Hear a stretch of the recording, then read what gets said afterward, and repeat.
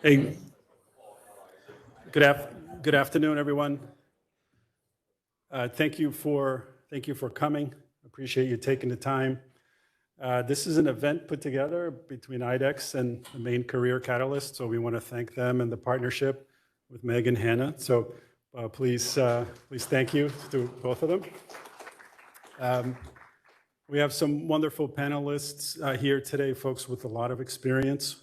So bring questions, get the most out of it as you can. And also for Carrie Foster, a special thanks for moderating this panel discussion. So thanks very much. I will bring Carrie and the panelists up, and I will exit stage left. All right, thank you very much, everyone. Have a wonderful time. Thank you.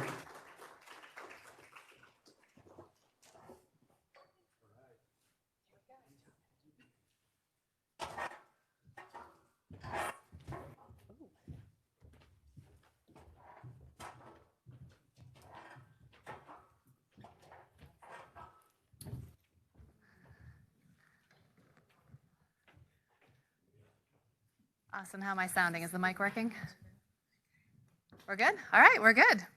So as Ed said, welcome everyone. We're really glad to have you here. As a former intern myself, now moved into a full-time role at IDEX, I know stuff like this is really great, just for the networking, for the questions, meeting different people and learning from experience.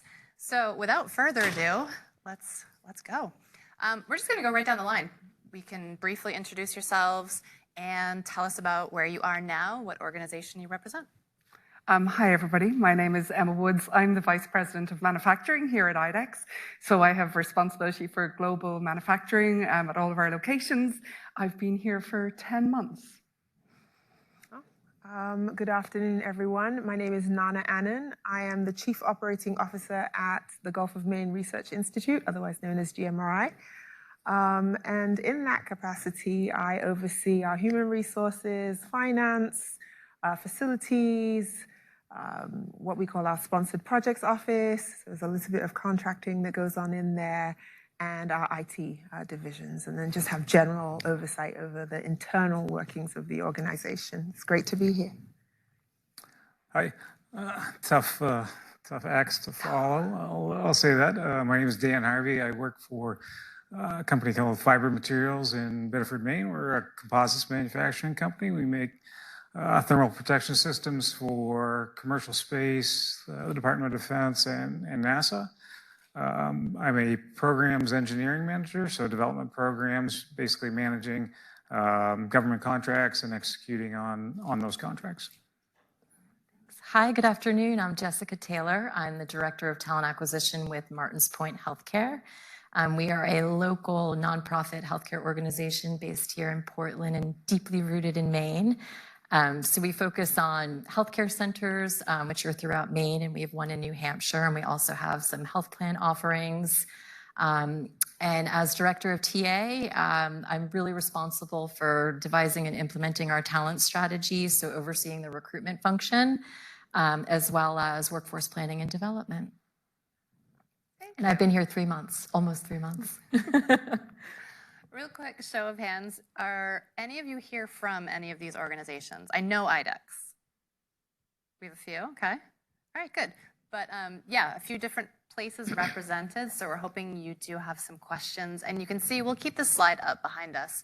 So when it comes time for Q&A, you can really direct the questions like, oh, hey, TA, let's talk about that.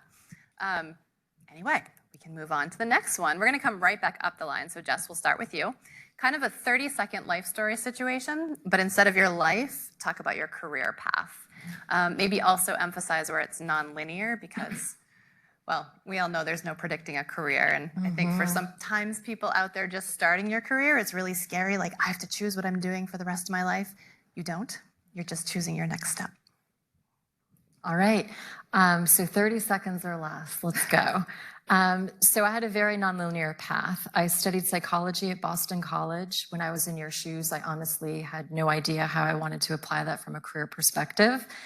So a lot of networking, mentoring, getting guidance from family, friends, career services, all the things. and ultimately started my career in business sales with AT&T, which I can tell you business sales was not even remotely on my radar when I sat in your shoes, but had a lot of guidance that could be a good starting point from a career perspective in terms of developing a lot of transferable skills. So the initial part of my career was in business sales and sales management, and then I had the opportunity to move into a recruitment capacity, hiring for business sales. So that was my cross-functional move over into human resources, where I've been ever since, primarily associated with talent acquisition, talent attraction, university relations, and things to that effect. My career brought me down to Atlanta, also not something that was on my radar, having grown up in New Jersey, gone to school in Boston. So, I think just in terms of the nonlinear aspect of it, it was just, I think, an open mind, a willingness to try something new, and to just, identify those opportunities that really aligned with my passion, my interest, my value system. And then full circle, kind of back up here in New England and Martin's Point, and is a director of TA, and absolutely thrilled to be here and in the healthcare industry. All right. So I guess nonlinear path, I guess, would very well describe my evolution to this point. I think I started out, graduated high school, I wanted to be a mechanic. I just happened to have a roommate who was going to school for chemical engineering, and one thing led to another. He said, "Hey, you're pretty good at math," and there I was getting my engineering degree. I did a bachelor's and master's, University of Maine, and then RPI. Ultimately, during that time, I worked all over the country working metal construction in the summertime, my spring break, that sort of thing. One of the questions here was, why did I stay in Maine? For me, the seasonal aspect of it, I'm an outdoors guy, and to get the diversity in the seasons, and to have the ocean here, or be in the hiking in the White Mountains not far, that all appealed to me. My family's all here, and certainly was appealing enough for me to stay here. After school, I got a job at Pratt & Whitney, building aircraft engines. I worked there for a good amount of time, and then got hired by General Electric for, again, aircraft engine manufacturing, and then met the CEO of the company I worked for at the gym, and happened to be close to my house, and he said, "Hey, you should give me your resume." And one thing led to another, and I've been there for 9 years. So another reason to go to the gym. Yeah. Yeah, definitely not my favorite place, but I get by. So I actually went to school for computer science. I went to Spelman College in Atlanta. Didn't really understand what it was, but it sounded interesting. I'm a very curious person, and I'll try stuff. Not so much at the gym and outdoors, but I'll try stuff that's indoors. So got my degree in computer science and found myself in investment banking technology. So I worked for Morgan Stanley for about 10 years. And I had a couple of different roles in there, but got into this project management space because of Y2K. I'm sure a lot of you weren't around when I was dealing with that, but I got voluntold to do that. And it really kind of gave me a broad perspective of what was possible at a very high level of an organization. And I started to think of myself as, I could do this. I'd see someone, making decisions and said, I could do this. And in my mind, I was going to do this on a world stage. I was young and impressionable at that time, and that's a great thing to be. And so I wanted to work at the United Nations, but every job that I thought in my head that I deserved required a law degree. So I said, I'll go to law school, and then I'll be able to be a bigwig at the United Nations. I fancied myself the UN secretary or something. And so I went to law school, and while I was there, really discovered a love of nonprofit work and wanting to be some sort of child advocate or women and children advocate. So after that, I went to work in nonprofit space, but in education. And it is an exhausting job dealing with little people. And I have two of them, two of my own who are now young adults. They're both in college. And I said to myself, I need a break from everyone else's children. And so found myself talking to Glenn Prickett, who is my CEO at the Gulf of Maine Research Institute. I'd been a COO at 2 other organizations, and so the skills were transferable, and came over to work with a bunch of super brilliant people, scientists, so I could fancy myself a scientist, even though I don't come up with all of the wonderful things that they do. So it's been, one of the things I always say is that you don't have to know all the things. Usually before I make poor decisions, I'll say, life is really short, and then I'll go off and make a really poor decision. I'll eat something I'm not supposed to, or get into some adventure I shouldn't be. But when it comes to your career, life is actually quite long. And you don't need to figure it out today. So just try things. And that's what I did. And I think it worked out pretty well for me. So interesting, I'm going to age myself now too. I did electronic engineering at school. I graduated in 2000 from Belfast in Northern Ireland. And if somebody had said to me then, 25 years from now, I'd be in Maine, I'd be like, you're crazy, there's no way, let alone America. But it's pretty interesting where your career takes you. So I came out thinking I wanted to be an R&D engineer, thinking at some point I would love to work in medical devices because I'd studied some modules through university. Did about 18 months of kind of an R&D role and realized, no offense to any R&D colleagues that we have in here, not for me and my personality type though, right? So you figure it out as you try these things. And some of the IDEX interns are probably laughing. They're like, Emma, we could tell this story because I chatted to them last week. But from there, I ended up working for a startup company for nearly 5 years. I was their 3rd employee, did a little bit of product design, then this is where I figured out operations because I had to stand up their operation for the first time and realized I really love this, right? It's a bit complex without being in the design space, and you have to work with people. And my career trajectory has just been that, right? So I did a startup for 5 years. I worked for Hewlett-Packard for 2 years where I started to figure out automation. Like, this is also cool. And then from there, I got into medical devices. So that's kind of where my passion for doing something every day that delivers value to either humans or pets came to the forefront. So I worked for a company called Siemens Healthcare Diagnostics for 8 years, where worked on manufacturing really complex immunoassay and hematology instrumentation, a lot of synergies to what we do here in IDEX today. So that was really low volume, very high complexity. So I learned an awful lot about system interactions and what that started to look like. So from an engineering perspective, it was pretty awesome.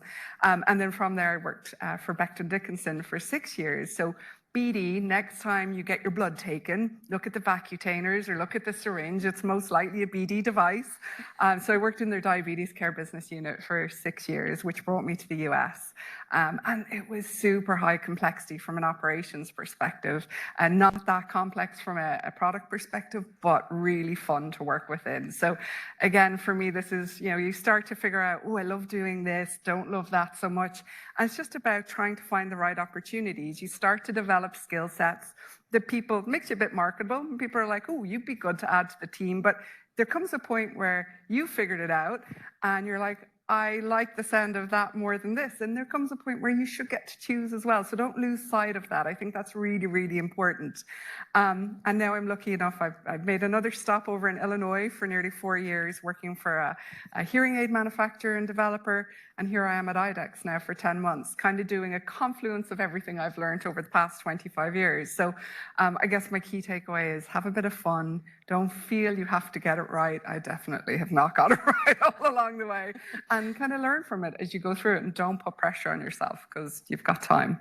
Although you'll be like me and you look back in 25 years and go, wow, that went really quickly. Wasn't Y2K yesterday? Oh, seriously, right? I've been working for a couple of years at that point. So.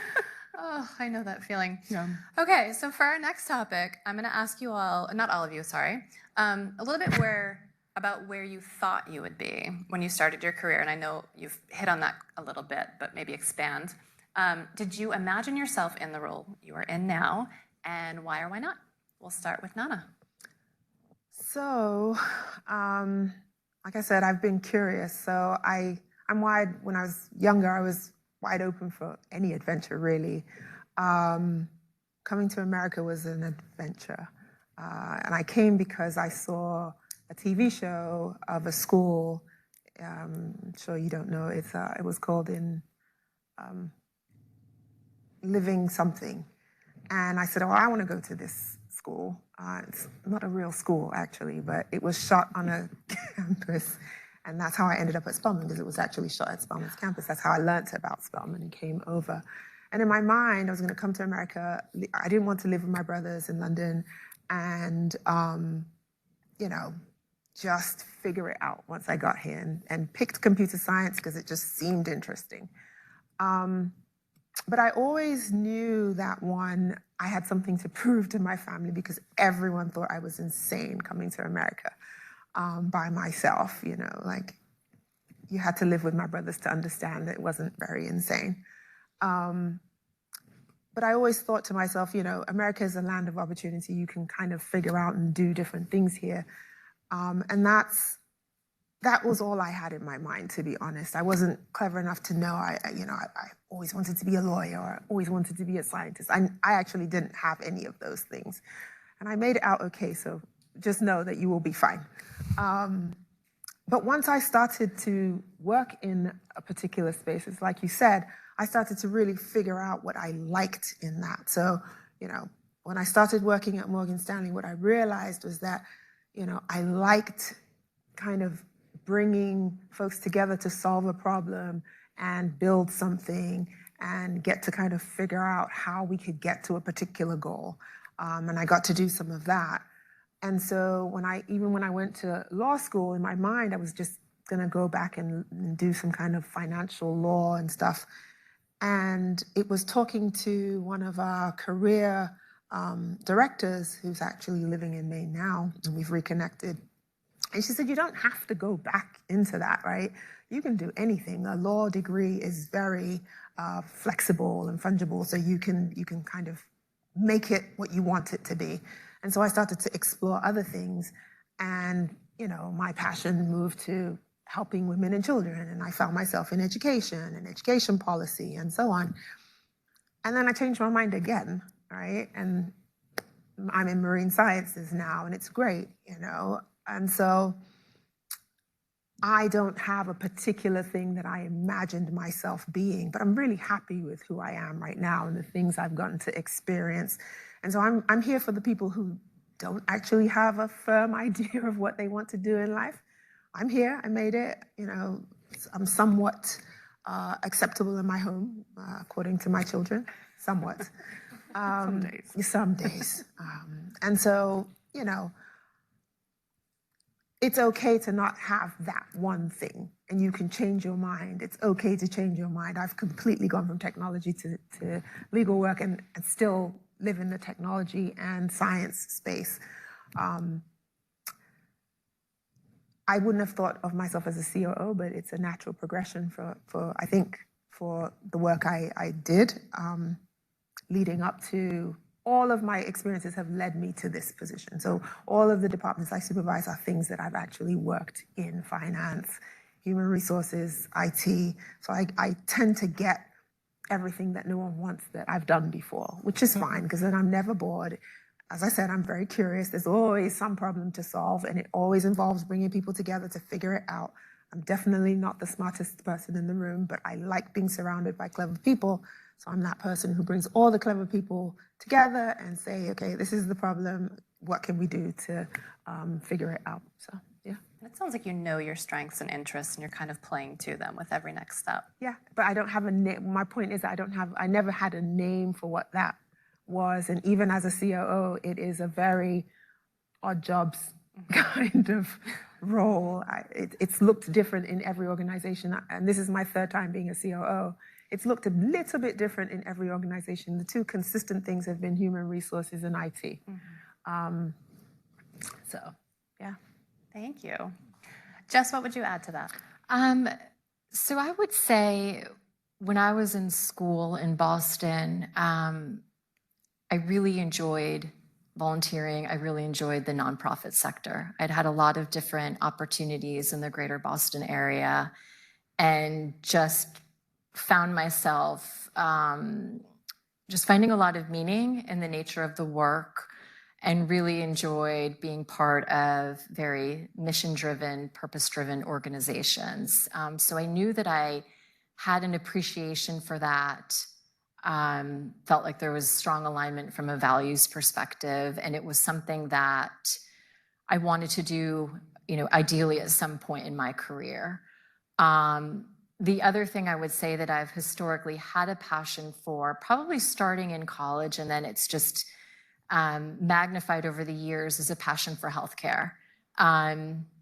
Again, I've just found a lot of meaning in it. And then being a mother, being a daughter of 2 aging parents, helping family members and friends that are navigating different health challenges, it's just something that I found myself more and more gravitating towards from an industry perspective, and even just from a personal perspective in terms of health and wellness for me, my kids, my family, physical health, mental health, all of that has become increasingly important and of value to me.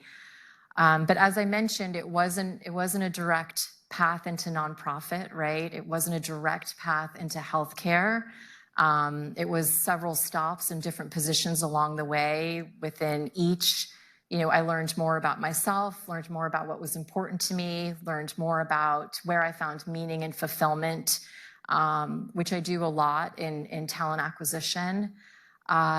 So feel very fortunate to now be, back in Maine, which, was something that was very intentional for my husband and I. We wanted our kids to finish up, middle school, high school here, just based on the sense of community and being close to family, and just, it's so beautiful here. It really is so much to take advantage of.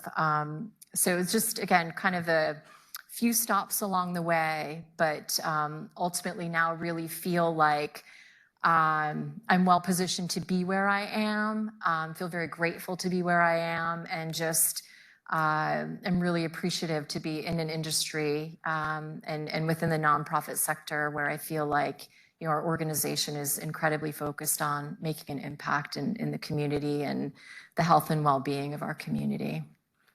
Health and well-being. I feel like you're doubling down on this idea of going to the gym. So being healthy, well-being, get a job. I mean, it's all right there. It is all right there. Yes. Emma, can you give us your thoughts on this one too? I mean, it's not going to be a surprise for me to say, no, I didn't have a clue this is where I'd end up, or this is the role I'd end up in. Actually, before I decided engineering was the course for me, I actually wanted to be a veterinarian. And then in Ireland, the time I was growing up, there was only 60 places available in veterinary school. And although I'm a decent student, not that good. So I loved science, I loved engineering, so I ended up the engineering track. After you've heard me talk about, I suppose, R&D and the transition to operations, did I ever imagine myself in a role like this? I think the short answer, again, is also no. As I evolved through my career, I started to think about, well, what do I get joy out of and pleasure out of? And it is definitely providing value every day, whether it's to humans or pets, right? That's a no-brainer. But then it's really, well, what challenges me? So for me, it's always been about a role I'm in that I get up every day, I'm excited to do. I feel like I'm stretching new muscles at the gym or not, right? But I'm coming in and I'm learning. Never mind, am I being given the opportunity to educate and coach, but I'm learning every day. So there's never, quite genuinely, I've never had a title in mind, apart from the fact I wanted to get my degree in a Bachelor's of Engineering. I've never really had a goal when it comes to titles. For me, it's been that. Can I come in? Can I add value? Can I learn? And actually, it stood to me really well throughout my career and throughout progressing from Ireland to the UK and now to the US.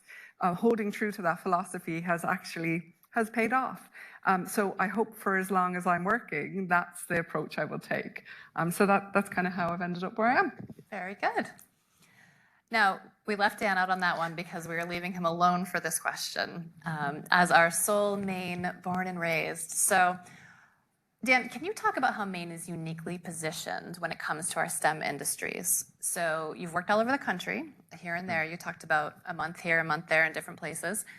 What's your perspective on how Maine's STEM companies compare to those in other states? And then what are the unique advantages, kind of giving tips for all of you to build a career here? A lot to that question. I think, yeah, it happens, it happens elsewhere. I like to think that, us Mainers are superior. But the geographic influence that, what Maine has to offer, led to a lot of things in the past, whether it be, well, I'll give the example of the company I work for. We were born out of the textiles industry, basically Biddeford Saco. There was a large textile presence there, and basically in order to make carbon fiber components and weave them, they leveraged that workforce to do that. And I think, and it transitioned that. I think there's a lot of great base in Maine to build off of. The shipbuilding, for example. We have the paper industry here, in Westbrook, and all of those things provide a really good foundation for STEM. And I think there's a lot of transition and experience there that is presenting like really great opportunities for people sitting in your seats. The comparison to other states for me, again, it hits back to and a few people have touched on it. There's no other place that I'd rather live, and I've traveled all over and again worked construction all over the country, and to be able to have the things that we have at our fingertips, if you will, is really the biggest selling point for me, and I just never saw the appeal to go elsewhere. Again, the unique advantage building a career in STEM, I think outside of the personal aspect of it, there is a lot of great innovation here. I think again, geographically, there's some things that have driven people to be, very, resourceful, a lot of ingenuity, a lot of talent without in legacy infrastructure to support that, and then again that base of manufacturing to contradict that a bit, but you pair those together, and it just it's a great place, or it certainly has been for me. Before we go on, out of curiosity, how many in the audience are studying something in the STEM area? Almost everybody. How many not? I'm going to raise my own hand. Just a couple of us? Okay. I wanted to make the point that you can go into a STEM industry and do something that is not STEM like I do, but I'm not sure how much that will resonate to the 3 people that just raised their hands. So we'll go to the next question, and this is back to you, Dan.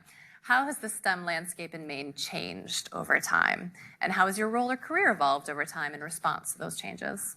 I hit on it a little bit in the previous question.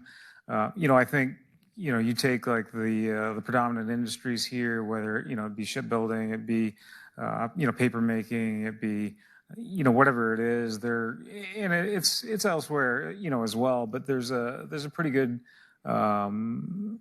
evolution of employees, and the predominant demographics that have been in that workforce is shifting, and some are transitioning out. With the baby boomer generation leaving, and it's just. For me, it's provided a ton of opportunity to grow in my career and take positions, and learn from some really, really great mentors in that process. And, I think we'll touch on it here in a second, but, that is my message, that I would think that it's resonated most for me is, take advantage of those people that you work with, not just technically, but, personally as well in your evolution. Absolutely. So we just did a survey. We do have in the audience interns from both STEM and non-STEM disciplines, although it is weighted heavily to the former. I'm going to ask our panel, how do you see roles like communications, business, HR, design, et cetera, contributing to STEM-focused companies? And I will expect all of you to go back and tell your friends and your roommates who are in different things about these kinds of opportunities. So, Jess, we're going to start with you. Yeah, so when you think about really any industry for that matter, you have these core functions that are crucial to the framework of the company, whether it's marketing, human resources, finance, and oftentimes, legal compliance. And so we'll use communications for an example. Communications is integral when you think about what's necessary to drive cohesion internally across all these different lines of business to make sure everybody's working towards the same direction. So how do they effectively relay what a company's vision is, what their mission is, what the key priorities are, what the strategy is? So that way, within whether it's marketing or IT or compliance, everybody has their own plan that ultimately supports those overarching strategic objectives for the organization.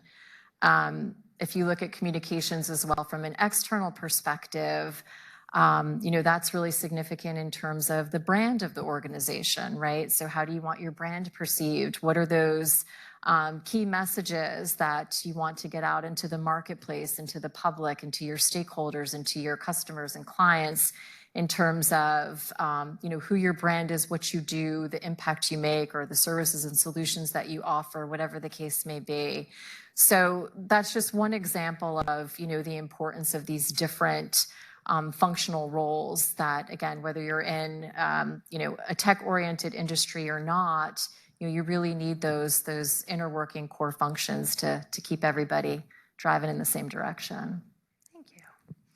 Emma, we're going to go to you next. And also, if you have any stories or examples of successful collaboration across the STEM departments and the non-STEM departments. Oh, yeah, absolutely. So I would say absolutely critical, right? All the other functions, because no function is an island, although, engineers can be a bit weird like that and think they are, but we're not.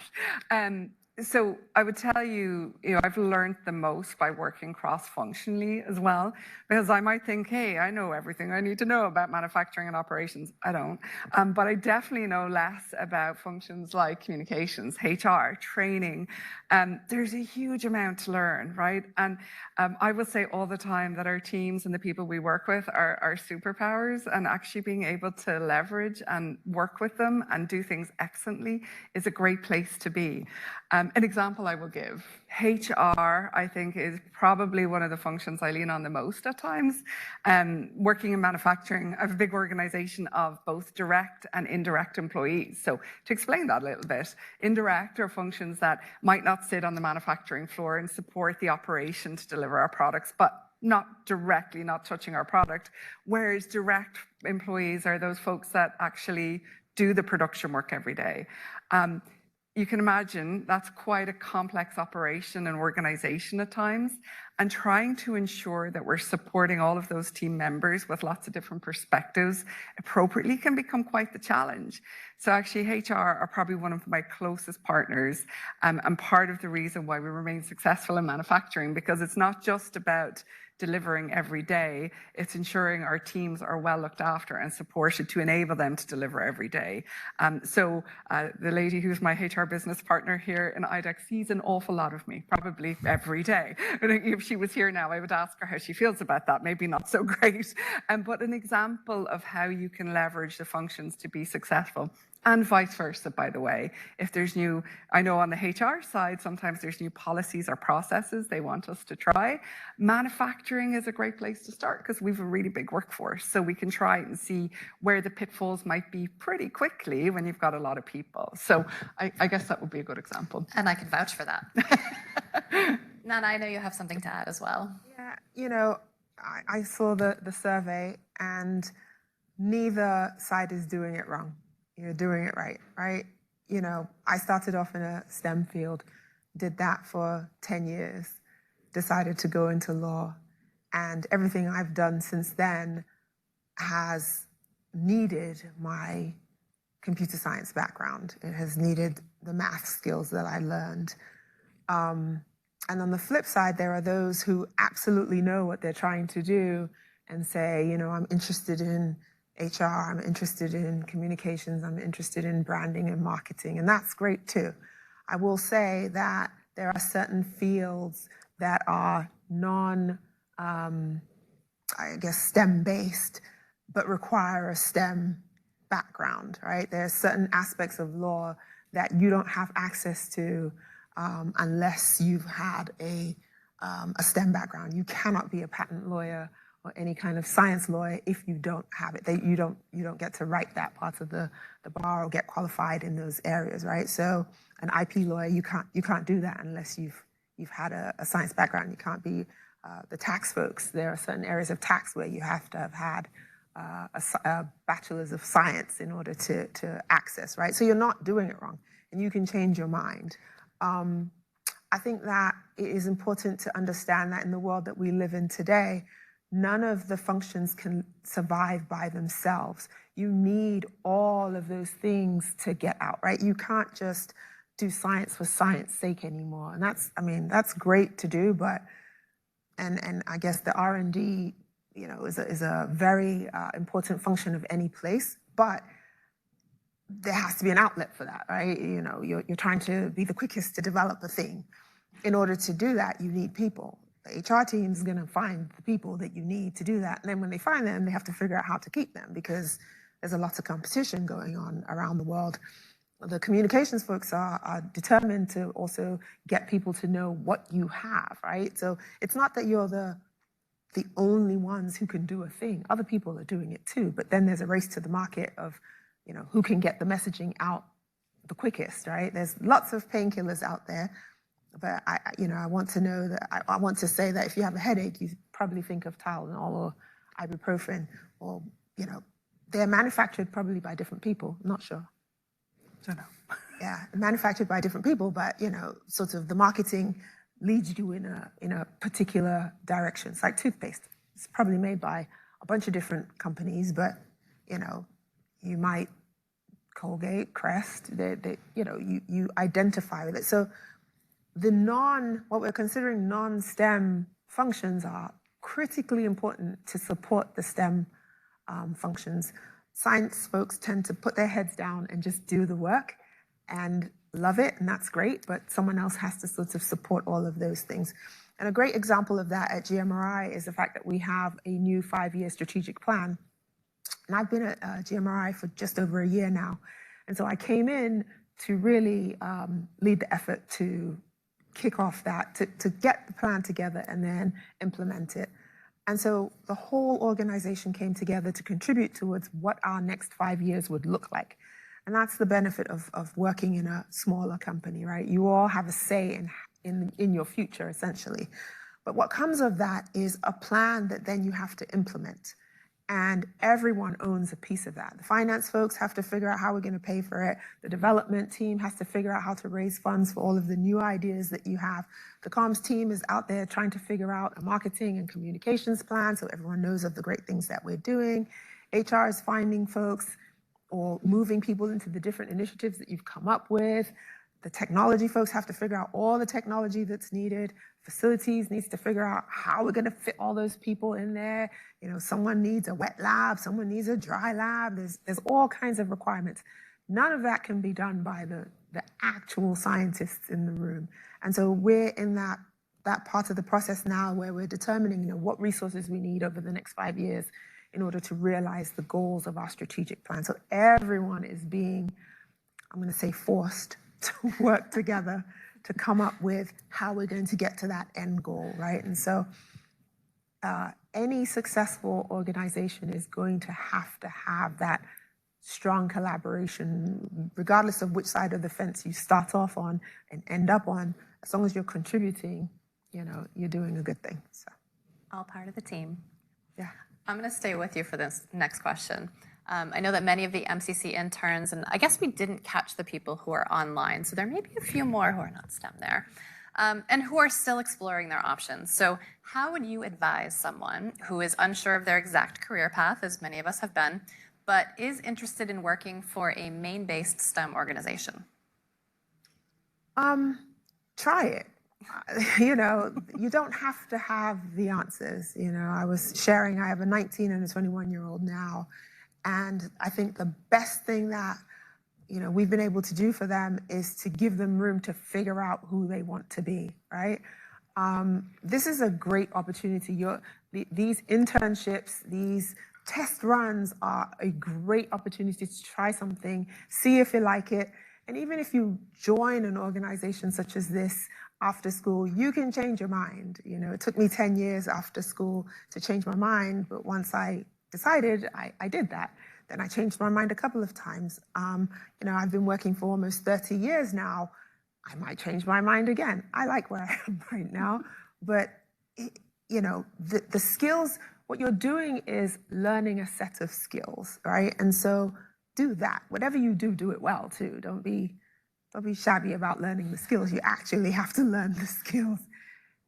But don't also be afraid of not knowing what that next step is. Like I said, I'm proof that you don't have to have it all figured out, right?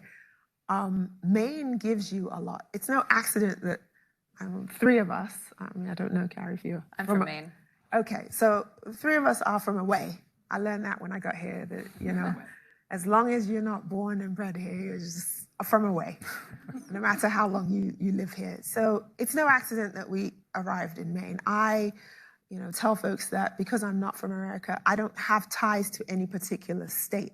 I'm interested in all of them, right? So I was in Atlanta, worked in New York for almost 30 years. Then, I lived in Jersey, moved over to Maine. It's wide open. But one of the things I really like about here is, one, the people are shockingly friendly.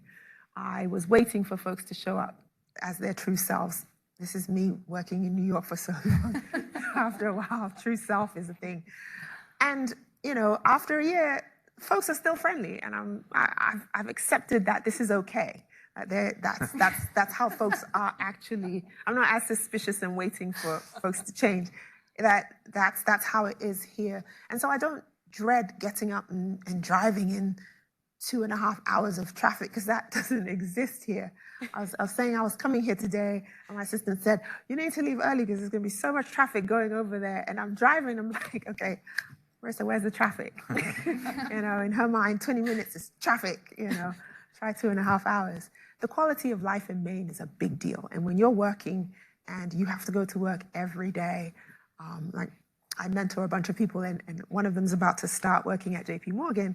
And she says to me that what is frightening to her is that she's about to start to go to work every day. I'm like, you don't have to think about it that way. You'll just be so overwhelmed. Just go to work. You just get through the first week and the second week, and the next thing you know, you'd be working for 30 years. This is a place where I don't feel as though, it's an adventure to get to work. Mm-hmm. Work is the adventure, which is, you won't understand it until you're in a situation where you're just fighting for your life to get to work for 2.5 hours, right? And then when you get there, you're working, it's wide open. Maine has so many opportunities. It's rather surprising. I like that it's a best kept secret because it got me here, but it shouldn't be that way, right?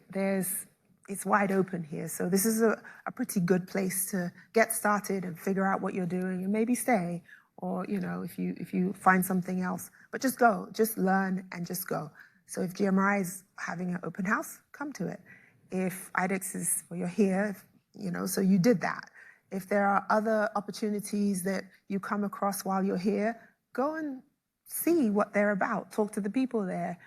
Chances are they'll be friendly. I haven't come across unfriendly people yet. But chances are they're friendly, and you'll learn a thing, and you might find a place that you'd be interested in, and understand that you don't have to stay there.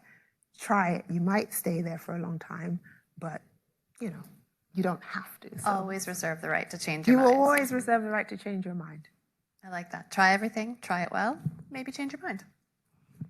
Jess. Yeah, I would say along that theme, be flexible. As you're going through this exploration process, you again have a clear understanding of your strengths, your interests, your passion, your values, but be flexible.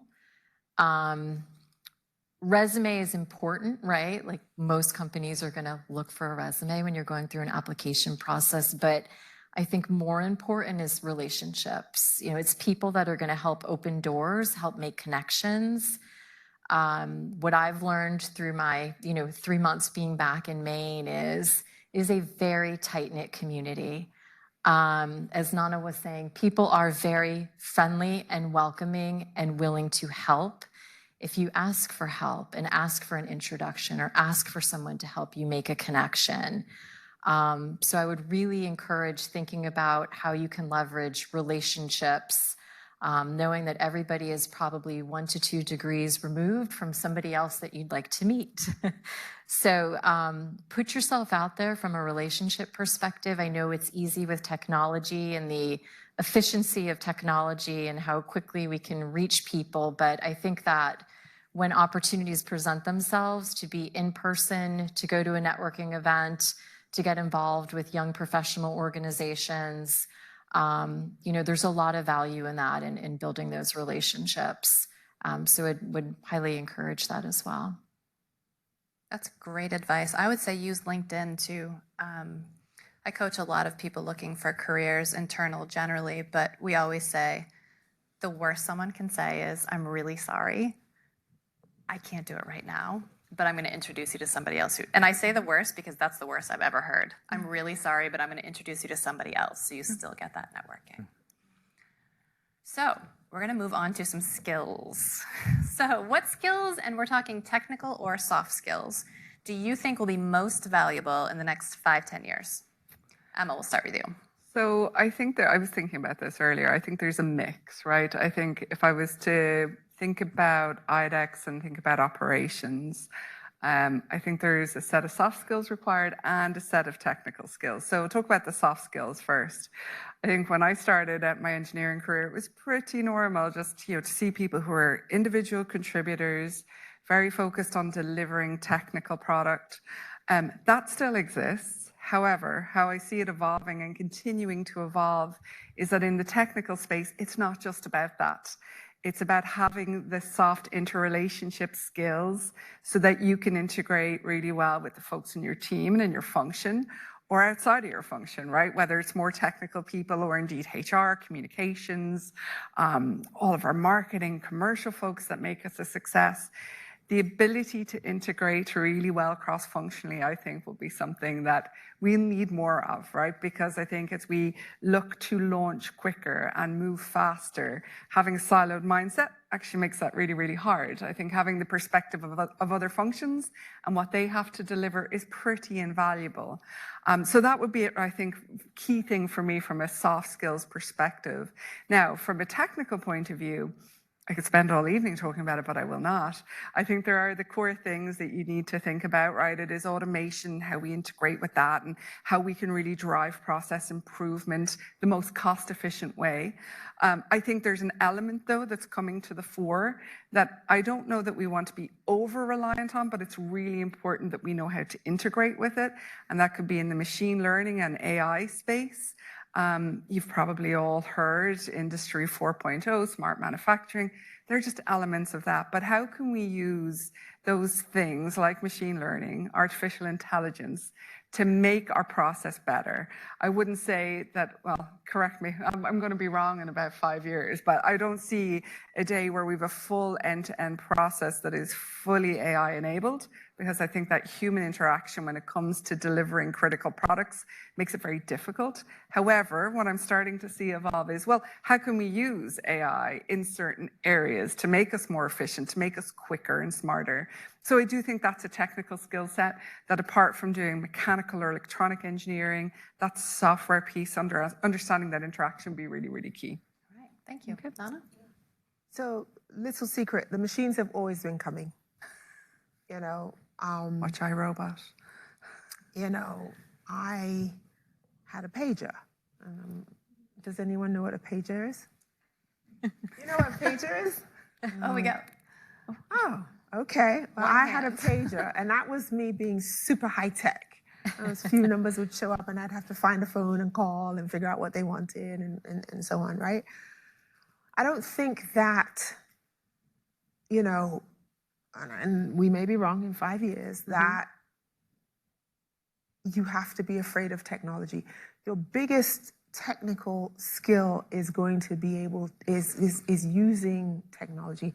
How do you harness technology to do the thing that you need to do? Because there's so many areas in technology and science, but it's going to be a race to figure out how to use it to get the best results. So there's no one, in my mind, no particular technical skill that you need, but it's whether it's science or non-science, if you will. How do you use technology to do it? So no, don't just put something in ChatGPT and then ask it for the answer and copy and paste. Everyone can do that, right? It's start from there, use that as a prompt, and then how do you sort of take that idea and make it your own? Those are the people who are going to be very successful. And I talk to a lot of my colleagues in still investment banking and so on, and they say the exact same thing. It's not the person who comes from school and can do a particular thing in, the equity markets, right? It's the person they can send to have a conversation with someone in Japan and can build those interpersonal relationships. They're sending them to Ireland. They're sending them all over the world to develop relationships so that they can be the first people to come up with a new financial model or financial instrument or something like that, right? Because the underlying technical skills a lot of people have. We're all going to school. We're all going to the same universities. You have classmates who are learning the exact same thing that you are. What differentiates you is the soft skills, right? The ability to not lock yourself away from everything and do one thing is going to be critical. You have to be flexible. I'm going to say this, you don't have to love people, you have to like people. You have to be personable enough that people will open up to you. It can be difficult. There are days I get home and I don't want the sound of the TV. I don't want anything that talks, that includes the human beings that I live with, which can be very interesting, but I'm all talked out at the end of some days.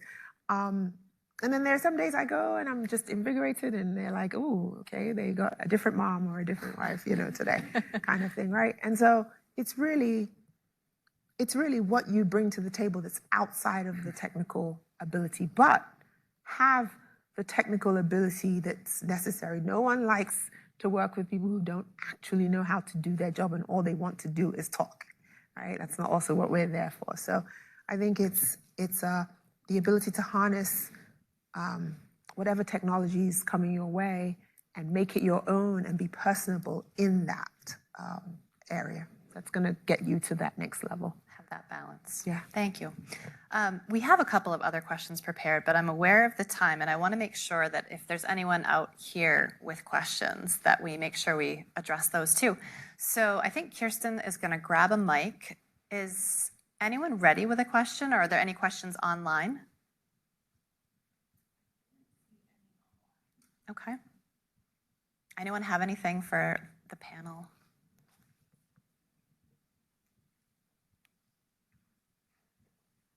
I love the first one. That's always the hardest one. So thank you for that.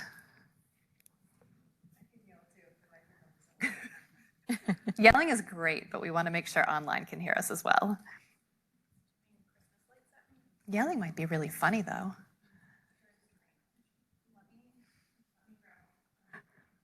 If you want to go ahead and sort of yell, I'll repeat it for online, and then we can do that. I think we're good. Oh, we're good. Never mind. No need to yell. We're not going to do the show.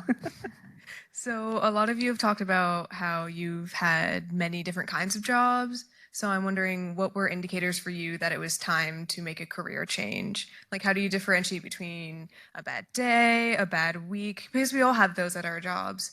How do you differentiate between that and your career not being a right fit for you? Good one. Anybody want to start? Dan, go ahead. For me, it's always happened organically. Like, if I was ever really frustrated, I kind of, I don't know, maybe it's a, perspective, but I always wait for, give it time, I guess, a pause at least, but then look for kind of my cues to, if the opportunity presents itself, then then it's time to make that call. But I've never had an instance where that did not, happen, where I felt that strong compulsion to, to do something different. And then, just miraculously, the opportunities always seem to present themselves in that regard to make that transition. Just keep going to the gym. Yeah, just keep going to the gym. Yeah. Jess, did you have anything to add? It wasn't. No, I would probably echo that. I think it's, just recognizing an appetite for a new challenge, whether it's to learn something new, perhaps just recognizing maybe a different sense of fulfillment or impact or meaning.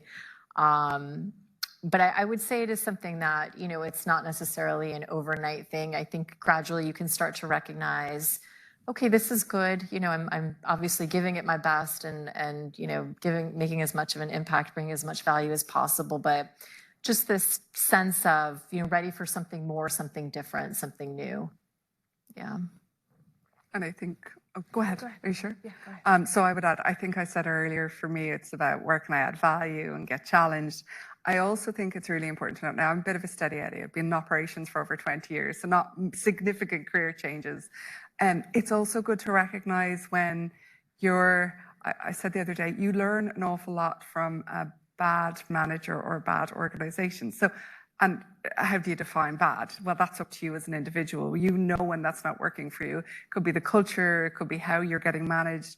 I think it's good to learn from those experiences as well and either say, hey, I either find that within this organization that there's a different way of doing things, or I go look for something that's different and suits me more because you've reflected and you understand what styles don't work for you, right?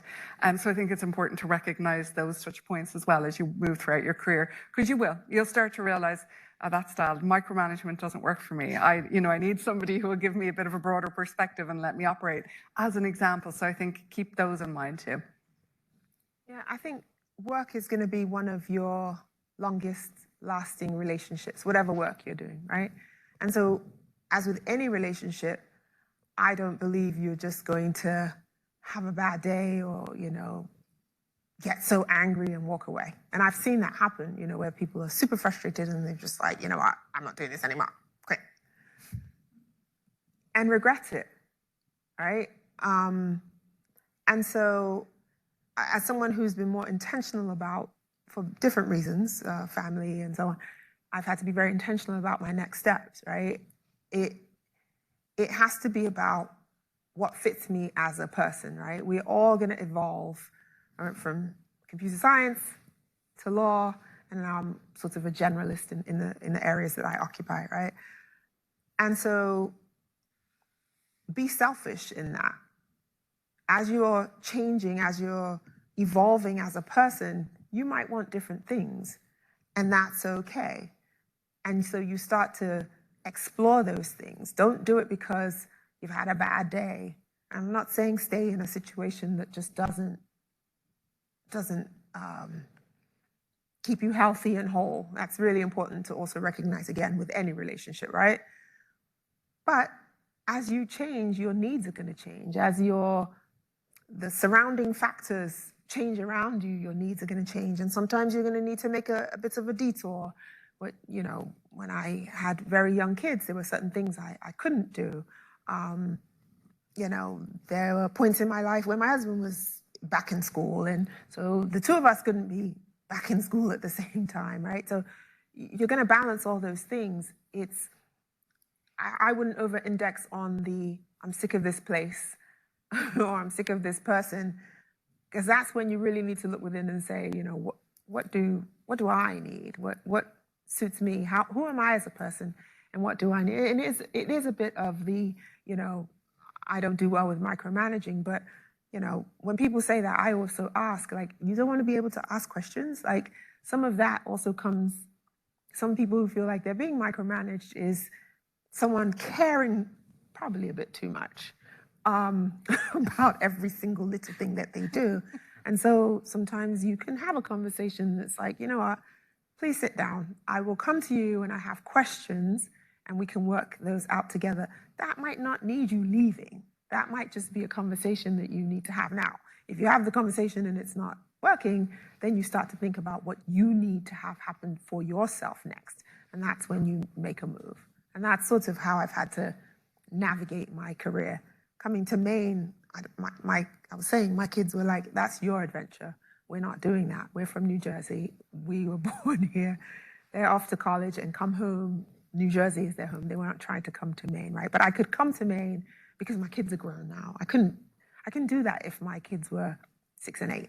That was not that time in my life, right? So You find the balance, you find the time. yeah.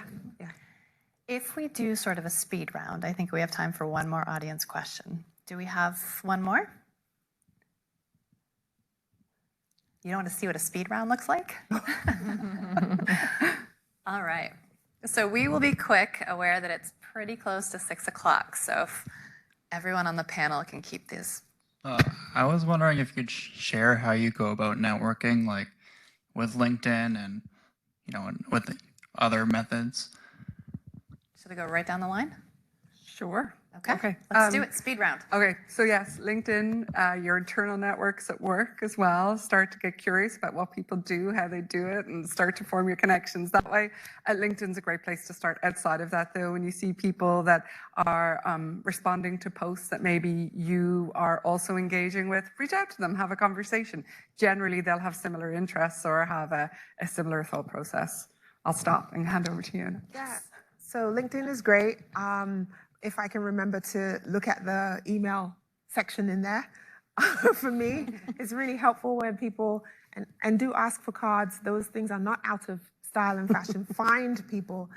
I like it when people reach out to me with a question, and that starts a very organic dialogue. So that, these environments can be overwhelming, and talking to people can be overwhelming. But if you reach out to me on a one-on-one, that's usually how I start a lot of those relationships. So for me, it's that one-on-one connection. Ask for a card, reach out, ask a question, and we get going. I think to add to that, I wanted to, just having this last opportunity to talk, I just wanted to commend everyone for coming here. I think that's a huge step in taking that initiative, which is a lot. And some very insightful questions as well. So, I commend you for that. For me, I'm an engineer. I am naturally, introverted. If you lock me up in a closet with a book, I can do my thing for a long time.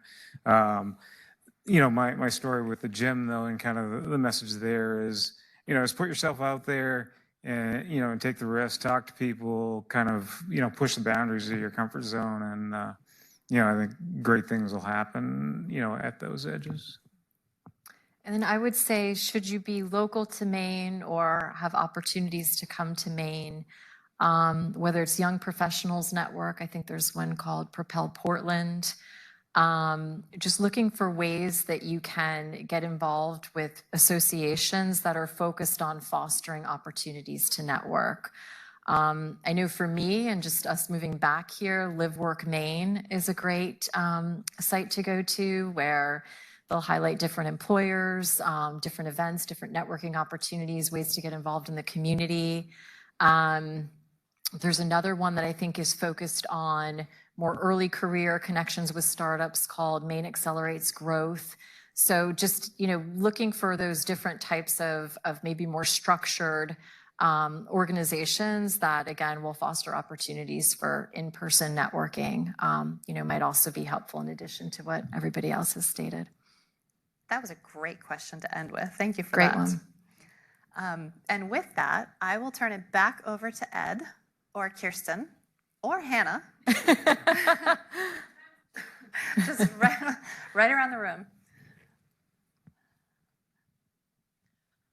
Wonderful. Well, just want to give another, a round of applause to our fantastic panelists for offering such different perspectives, unique perspectives, but all arrived at sort of the same through line, same points of wisdom that they wanted to share out with you all today. The two of you that were brave and asked questions for the panelists, you made this transition really easy. So person that asked about How do you know whether it's the right time or not to make a career change, and learning more about winding career paths? That's the topic of next week's webinar. Next Tuesday. So we'll hear from a different panel discussing winding career paths specifically, and a lot of those questions about how do you know when it's the right opportunity, how do you face uncertain moments, that type of thing.